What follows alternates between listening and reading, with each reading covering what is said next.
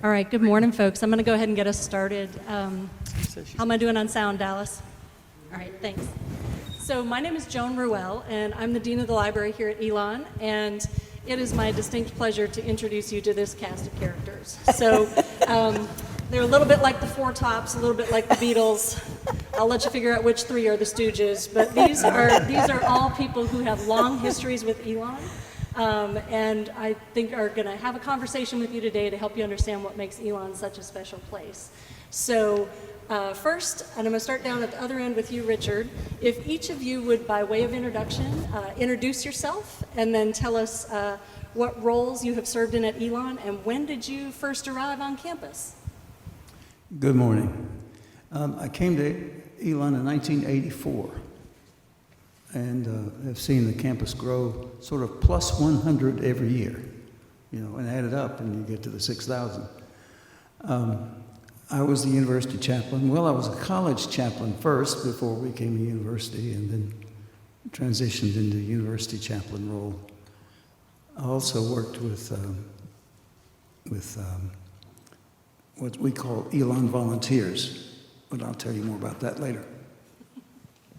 Hey guys, my name is Kyle Wills. I was the Senior Associate Director of Athletics I worked in athletics for 43, so I started in 80, but I actually moved on campus in 1970 when my dad was the first athletic trainer here. So I've got 53 total years walking around on this campus, and I looked around today thinking of all the changes that has happened. You can imagine what's happened in that length of time, but retired a year ago after that, and as Richard said, the thing you miss the most when you leave a place you've been so long and love it so much, you do truly miss the people. That's the tough part right now. So good to see you guys this morning.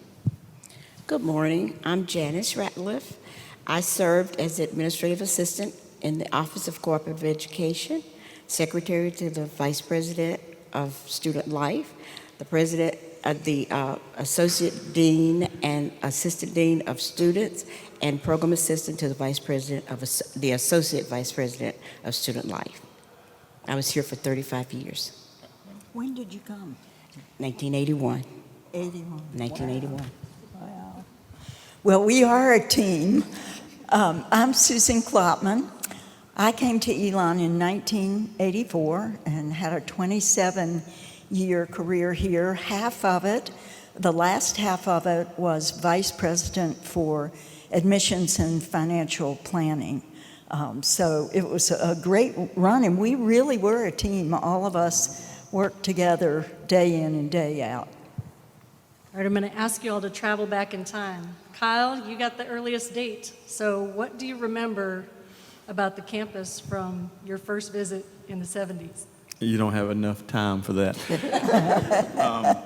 We moved here, I was 12, and we moved here from East Carolina, which was beginning to make its move to university. And again, my dad was the first athletic trainer here. And if you want a memory of it, I remember walking in the gym and the bleachers were all different colors. And I'm thinking, where are we going? I mean, we were coming from East Carolina, which had blown up and it was big. And I remember walking in the doors, of course, not any air conditioning or anything going on. So the way the campus has changed is just remarkable. But, there's one thing I tell people about Elon, and one thing we're not is stagnant. As everybody will agree, we don't sit around, and there's some schools that I can only relate to athletically. We played in great schools. They're good schools, but they're sort of still the same way. And the one thing Elon does, and Susan will attest to this, we like two words. We like peer and aspirants. This is who we are. This is who we want to be. And then we get to that point, and Mr. Bradbury in the back will agree to that. So that's the changes. It's just constantly moving. We've grown out. I was telling somebody this morning, the only major physical change was here. There was a dorm here in this area that got torn down and rebuilt this whole area, but everything else is still the same. It just grew out. So the changes are remarkable and continuing to go. Every time you come back, there's a construction fence around something. So we keep moving, which is a good thing. So Susan and Richard, am I right? You're both class of 84? We are. Okay, what do you remember from 1984? Richard? 1984. You go first. Oh, gosh. We broke ground on the Fine Arts Building, I think, about my first week here. And I came to Elon as the writer for the college in the Publications and Public Information area, brand new office. And so I was to cover that event. And that was only the beginning. I can tell you, after being in admissions for 15 years and walking this campus, well, for all 27, I couldn't give a campus tour today if I had to. It has changed so much. New building or rebuilding or moving offices on campus, truly, it's doubled in size. I do believe, and I hadn't been retired 6 months when I understood why alumni come back. You younger people, when alumni come back, they say, I don't recognize this place anymore. Bingo, I get that now. I guess I share Susan's memory about the building of the Fine Arts Center. That's my first official prayer was the dedication of that space. I called it my Lord of the Dance prayer. Some of you may know that song. Most of the academic facilities were in the old main campus area. The gymnasium, alumni gym, was here, but this, of course, was some residence halls. But none of the athletic facilities were out there yet. All that developed later on. And Kyle can tell that story, but so we've grown or expanded to the north a lot. And University Parkway was not here, so you didn't arrive the way you did this morning. We came in from the south, not around, and then from the north. Janice, what do you remember? First impressions of the campus? Well, my story is a little bit different because I was born in Elon. And so my family, before me, moved to Elon to work at the Elon College. My uncle, who was my grandfather, because he and my aunt raised my mother because her mother died, he was the first physical plant person here. My two great aunts worked in what was the cafeteria back then, and another great aunt worked for President Smith and President Danley as their maid. So I have a history of Elon before it even in 1981. When I came to work here, I came to work because Elon was in jeopardy of losing some federal funding if they didn't have blacks in their office. And I was asked to apply. I applied on Tuesday, came to work on Thursday, which is never heard of anymore. It is. And when I came to work, of course, everything was in the wall. All the offices and the residence hall, well, they weren't called residence hall then, they were called dorms. And everything was in the wall. And people were a little reluctant at first, but after everybody realized that we were just people like them, just a different color, we were accepted, we became friends, and even now, I'm still in touch with everybody. Elon has grown so much. When I come on campus, I have to call somebody, ask them, where am I going? What side of campus is it on? And I was raised right here in this town, and I can't find a place. So Elon it's amazing. I love it. I come back as regularly as I can. And when I do, I just think how much I miss it until I get back in my car and I say, I'm good. We were joking with Janice earlier. I was like, well, you have a building named after you, so I would hope you would know where that is and just kind of go from there. I do know where that is. So this is the 100th anniversary of the fire in 1923. And so as part of our reflection on sort of where Elon has come in those 100 years, we've talked a lot about the resilience and innovation of the campus. And because of the fire and the recovery from the fire, that's why we're called the Phoenix, right? So that's where the mascot comes from. So I know you have all been involved in multiple moments of innovation and resilience on this campus, but is there one story you'd like to tell about that? And we'll start with you, Susan. Well, I want to tell a fire story. Okay, to be clear, she wasn't here for the Yeah, fire. I was going to say, I wasn't here for the fire. But as I mentioned, my role as writer for the public information, I was given the assignment at the centennial celebration. We were going to open the cornerstone of Alamance Building. And that, of course, was the first building built after the fire. And I was asked to research whether that cornerstone block still had the original little copper box that the builders put in there in 1923. Well, I had the history of Elon to go by and a few things, but it was about the scariest assignment I thought I ever had, because we were going to have a big college coffee and the press was here, and we were going to open that box, and was it there? And was there anything in it? And so I will never forget, my research said, yes, it's intact. And President Fred Young at the time, so much smarter than me, I go to this college coffee and this unveiling, scared to death.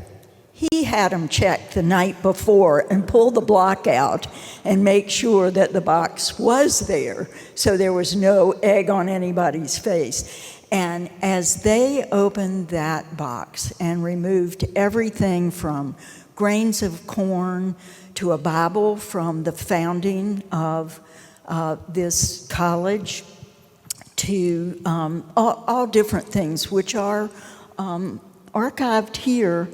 I'm not sure exactly where now, but I have to tell you, that was probably one of the most profound moments, feeling like I had just a little bit of touch with that really dramatic history of Elon. And of course, one of the things we can all say is, if you do something well around here, you always got another job.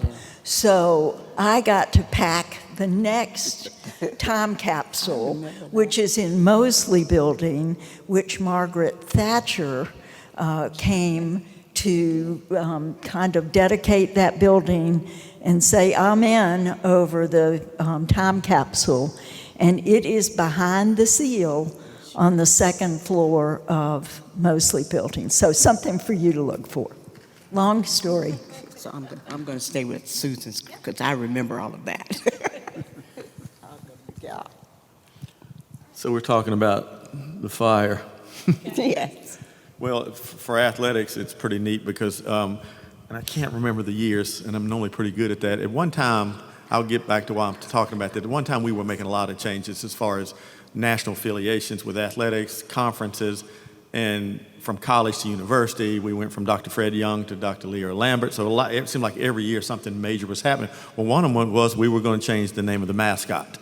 And we had every committee you can imagine, from alumni and people on campus, and everybody's talking about what's the mascot going to be, because we used to be, if you don't know, we were the Fighting Christians, and that was probably difficult to work with. And so we had all these committees, and they came up, and I remember the Elon Express was one of the examples, because the train used to bring students, if you remember back in the day.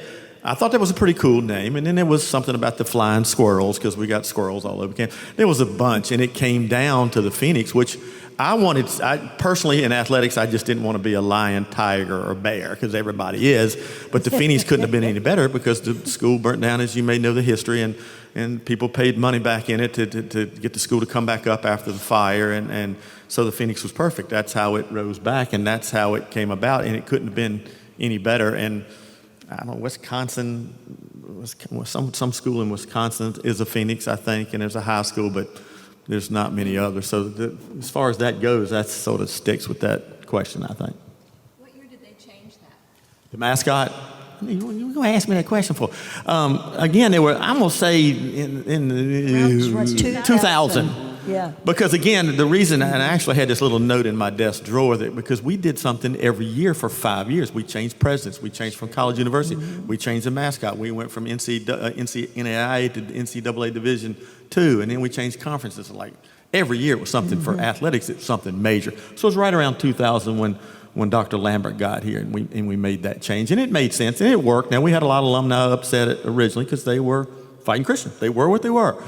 But I thought we picked a great one, to be honest with you. So, the Fighting Christian mascot looked an awful lot like the Fighting Irishman from Notre Dame. Mm-hmm. With a different hat. With a different but, yeah. hat. let me offer you a story about that mascot. The registrar at the time decided that it would be good if we graduated the mascot instead of just putting him in a closet. So at the end of the graduation ceremony that year, he graduated all the students, of course, and then he came to the mic and said, I have forgotten, it's never happened before, but I forgot one of the graduates. And then out comes the mascot on stage with a cap on, with a graduation cap on, and then he's presented a diploma and walks off to great applause. So the Fighting Christian moniker he's still a graduate of the institution. You know, Kyle used a word, I just, when I think of Elon, one of the words that was most important to discover and to really recognize as one of the most fundamental components of your child or grandchild's education is this word change. Elon is the most energetic place, changing constantly. And when a student finishes at Elon, they are more adaptable and resilient and accustomed to change than any other experience I have ever had with an institution or a place. So change is really, really part of our DNA. So one of the pillars of the new strategic plan is mentoring and trying to figure out how do we make sure that every student has access to a constellation of mentors. So a lot of times when people think about mentoring in higher ed, they think about the professor in the classroom and the student in the classroom. But Janice, we know a lot of mentoring happens outside of the classroom. And I was hoping you could talk a little bit about your mentoring relationships with students. Well, when I came in 1981, there were not a lot of black people working in the office or in administration. And our black students were a lot of them were first generation college students. And so they needed someone who looked like them. So I worked in the Alamance building on 3rd floor, and the grill was right behind it. Long Center with the grill in it was behind it. And they would all gather on Friday afternoon because everything closed down about noon. And so they'd come and they would gather and they would talk about the things that had happened and the experiences they had had on campus or the way they had been treated in class or whatever, and how we could work through those things and the out of classroom experiences. I had an opportunity to work with all students, which was just such a privilege for me.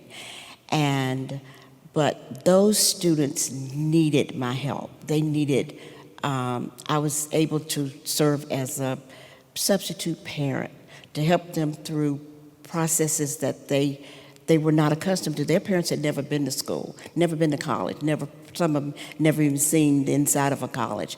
So I had a unique experience.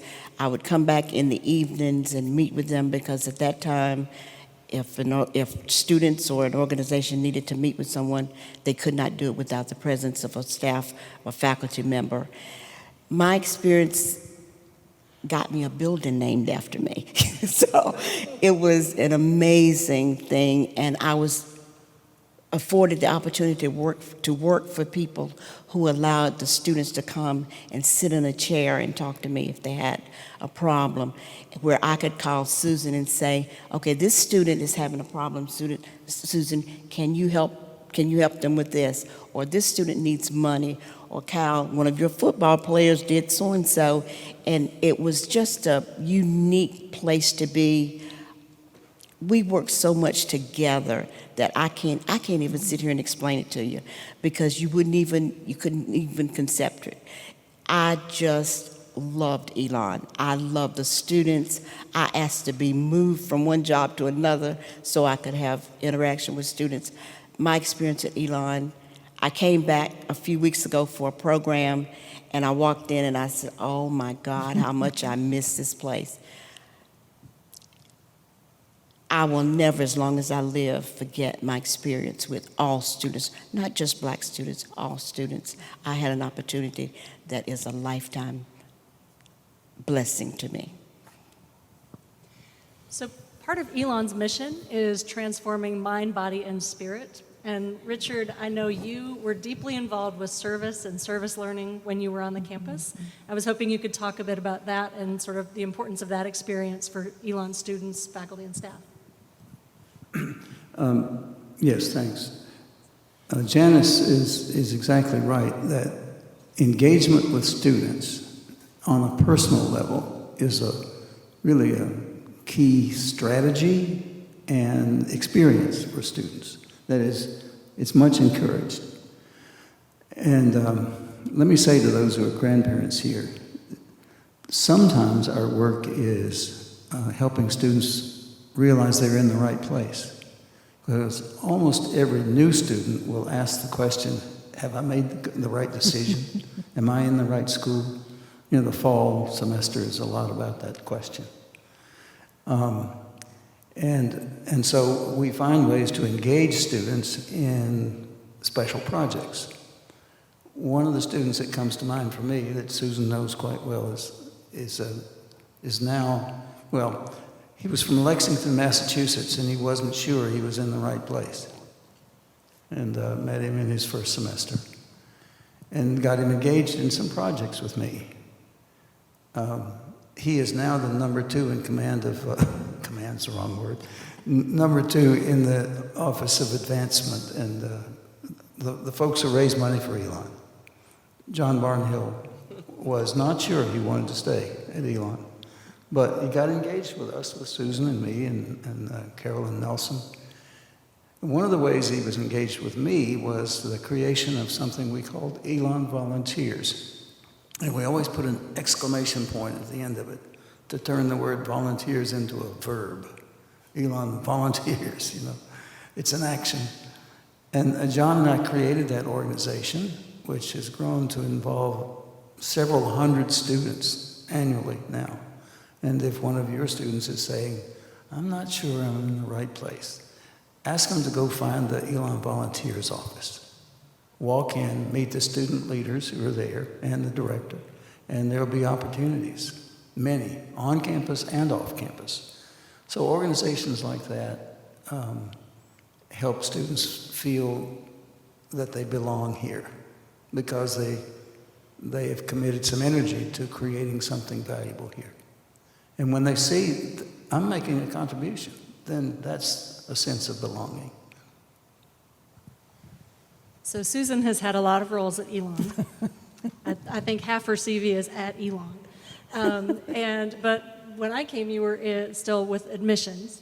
And so my question for Susan, I know she's such a cheerleader and advocate for Elon, is when somebody sits on an airplane and sits next to you and mentions that they have a kid or a grandkid looking at colleges, what do you tell them? I love that question because I am not kidding, I guess maybe now 5 years ago, this really happened, only it was at the breakfast table on a Viking cruise. And a couple sat down next to me, and one way or another, we started talking about colleges.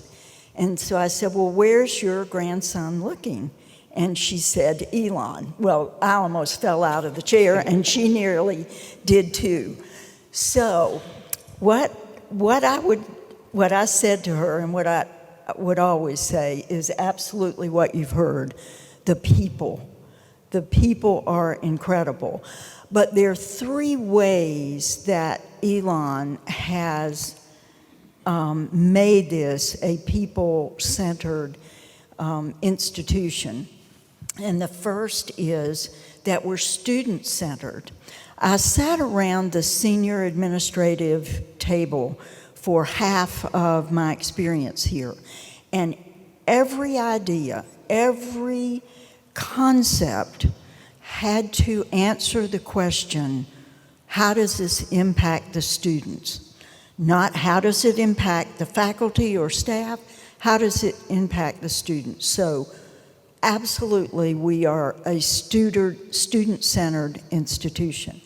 The second is we were devoted to teaching. Every job is a teaching job here, but we have PhDs who teach. They're also researchers, but they're excellent teachers. That is, unfortunately, somewhat unusual in today's universities. But the third piece, which fascinated me, was the financial model. This institution should be exemplary in terms of the financial model, because we did things that were very sound, very forward-thinking, and I'll give you one quick example. When we were clear that there should be an across-the-board raise for employees, we would build that in the budget year one, but we would not award it. We would use it for a one-time project, like buying projectors. Year two, we'd build that same amount back in the budget for another one-year expenditure. So now we had double the amount of money. We could have double the amount of one-time impact. Year three, it would be at the maximum level we had projected, and it would go into the original project, which, let's say, was salaries, and make a really big difference in the lives of employees. Now, think through everything we did. And the hardest question I ever had to answer as an admissions professional was, how can you be this good and compete with the schools you compete with and cost $10,000 or $12,000 less? How can you really be that good? And so that was my conversation, who we are, why we're different, and why we are worth the investment of your child, first and foremost. Now, Kyle, you have the unique experience that you literally grew up with Elon Athletics. So I'm hoping you can talk to us about the transformation of Phoenix Athletics and Elon Athletics in the last 50 years. Well, obviously, we've grown to Division I, and you've seen a lot of changes when you're now. I don't know if we're in a great place right now with athletics. If you've been reading about what the portal means and what NIL means out there now that they're paying players, that's a tough thing right now. Maybe I'm sort of glad I slid away from that at the time. We had a lot of first-generation players here as well, but the good part about athletics back in the day of my friends, that when I was a freshman in '76 and all, they came because they played sports, and that was their out to get to college. And then next thing you know, it's 4 years have gone by. I've seen a lot of kids here that even after I graduated, they came because they were going to play, and that's all there was to it. And then all of a sudden, they woke up one day and went, "Wait a minute, I got one more year left, and I'm gonna be a college graduate." That if that's an avenue, then so be it. That's the best part. Obviously, price has changed, as everybody says. We know what it costs to go to school here. It was like $4,000 when I was a freshman. That's a long ways from what it is now. But Elon has always been a great school, but I always give this story as well. They used to go, "Where did you go to school?" And you'd say, "I went to Elon." And they go, "That's a really good school." And now for you grandparents, they go, "Where do you go to school?" And you go to Elon. And you go, "How'd you get in?" That's fantastic. How did you get in? Because we're such a hot commodity right now. It's hard, and we have a lot of applications to get in this school. And athletically, it's a way to get in. We've grown. I was here when the entire athletic staff was 25 total people. That's every coach, everybody that works, and we're at 115 now. But that's just the nature of the business. We've added 3 or 4 sports, if not 5 in my tenure here. But you always had the basic sports that are still here, and you just keep getting better. So I've seen, if that's what you want to call it, you still got to compete. I love the story of if everybody saw the movie Hoosiers. You saw the movie Hoosiers. What did he do? He measured the free throw line, he measured the rim. Still the same game, but now everybody's caught up in what you spend and how many people you have working and, all the stuff that's bent around the actual game, but it's still the game. To answer your question, it's still the same game. I have a lot of really, really good players back in the day here, and now you got to be not only a good player, you got to be a real smart player as well. You got to be smart to go to school here a little bit better than it was back in the day, if that answers your question. And in terms of athletics, we used to play football in a borrowed high school stadium. Oh, yeah. Be correct now, Richard. It was a municipal field in Burlington. It just happened to be next to Williams High School, and we played there. But we won 2 NAIA national championships there, and everybody went. And I'll tell you, you brought it up. I ran those games, and I was there the entire time. And we have problem with people parking now, and they go, "What did you do in Burlington?" I go, "I don't know. I was there before everybody got there, and I was the last one to leave. I have no idea where everybody parked. We didn't charge. They parked all over the neighborhoods, I guess, and we had as many fans back then as we do now. A little different student obviously went to school. As Susan and I were talking earlier, that went to school back then. It goes now. A lot of high school athletes, came to school here, so that phone wasn't in everybody's hand, and everybody came to games. It was packed. All the students. It was a thing you did. You got in the car and you went over for the football games, and we played in Burlington Municipal Field. And then we finally built the stadium on campus, and it's been 20 years now. We built the stadium on campus. It happened to be 2001. Yes. Add that to the list. That's right. We built the stadium as well. That's right. And you all recall what happened in 9/11.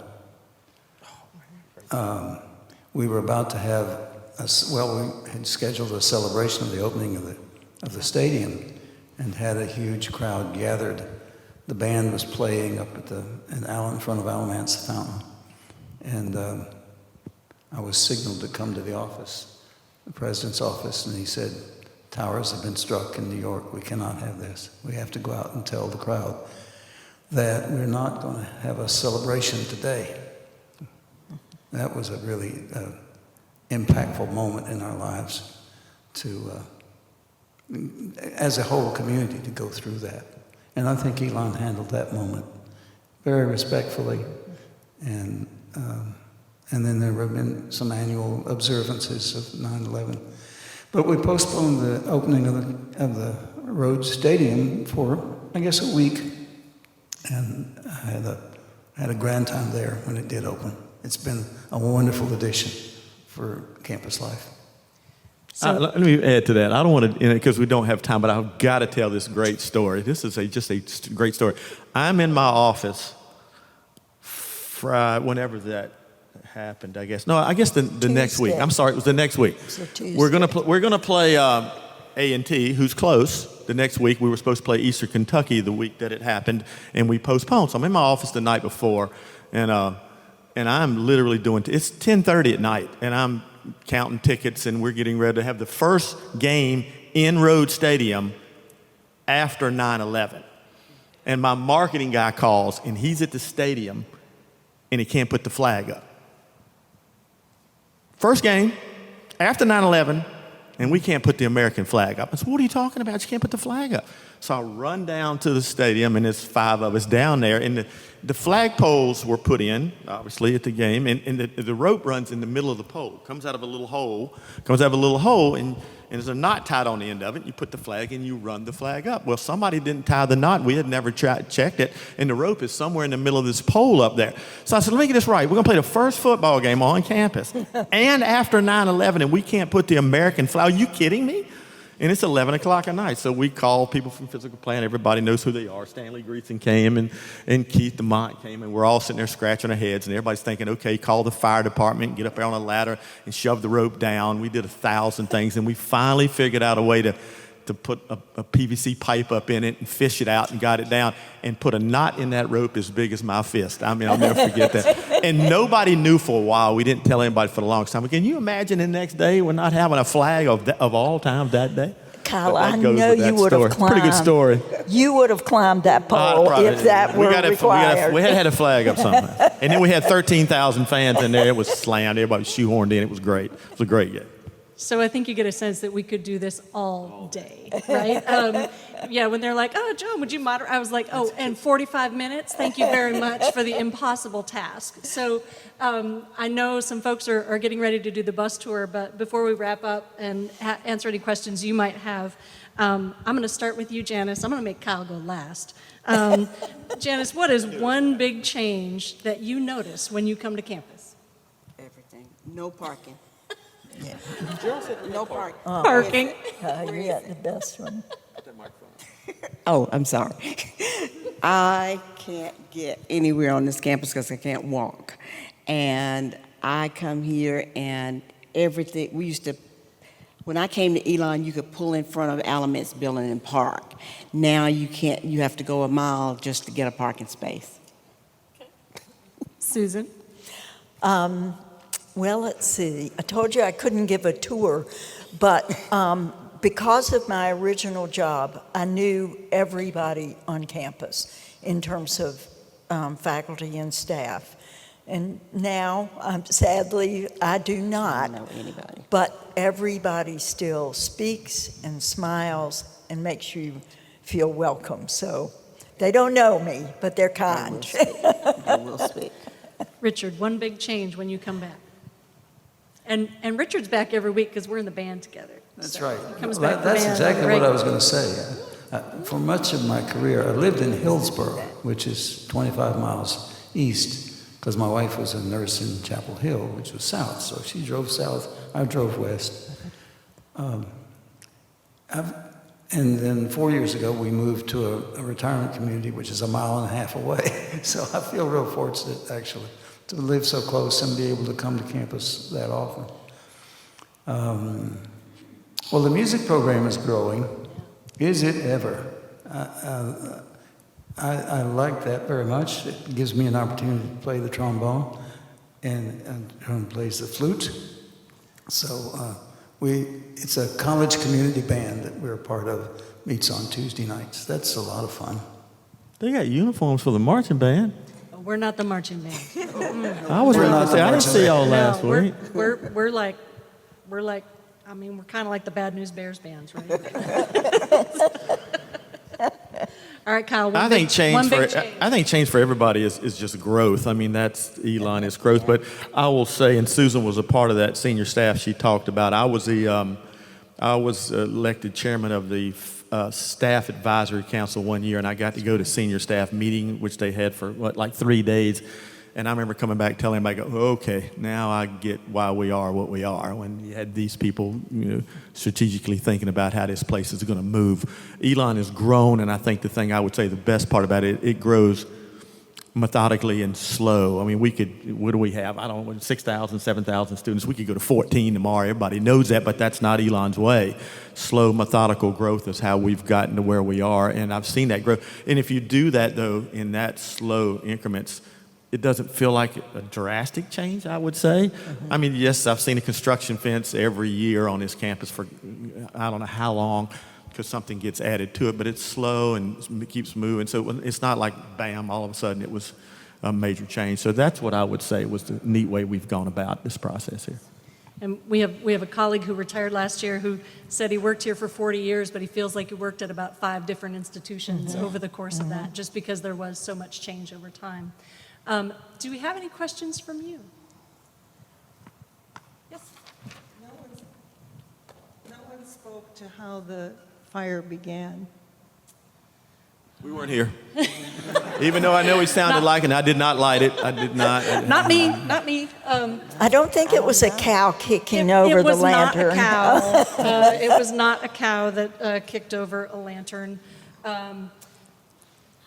Yeah, there's some speculation that it was perhaps some oil from a heater, or perhaps oil that was used to sort of polish floors. But someone sort of saw the flickering light and sort of rang the bell and sort of let everyone know that the fire had started. There's a whole website that talks about the fire. It's actually a really fascinating story, and how quickly the campus came together and was like, well, the place burnt down, what should we do? And they're like, well, we figure out how to have classes somewhere else. And then they rebuilt from that, so, yeah. How many structures were there at that time? I'm going to say 4. Yeah, Alamet's The main building, floor? the main quad, right across the street. Janice was talking about the wall. The wall means the brick wall. Everything was inside the brick wall. When I moved here in '70, the only thing on this side of the road was the gym was here, and the chimney for the boiler that heated the campus inside the brick wall. So, Okay, I'm going to jump in. So those of you who are doing the bus tour, My colleague Catherine is over there waving at you. If you're doing the bus tour, go with Catherine. She's going to get you to your bus tour and get you on that bus so you can sort of see the campus that way. So please join me in thanking this fantastic crew for coming and sharing stories with us today. And by the way, the gentleman that Richard was just talking about just walked in the back. He's got his cameraman, Mr. Barnhill, standing right there, who we talked about him a second. So he is still with us. And I know folks are happy to continue the conversation if you want to come up and join us. Thank you all so much for being here, and enjoy your family weekend.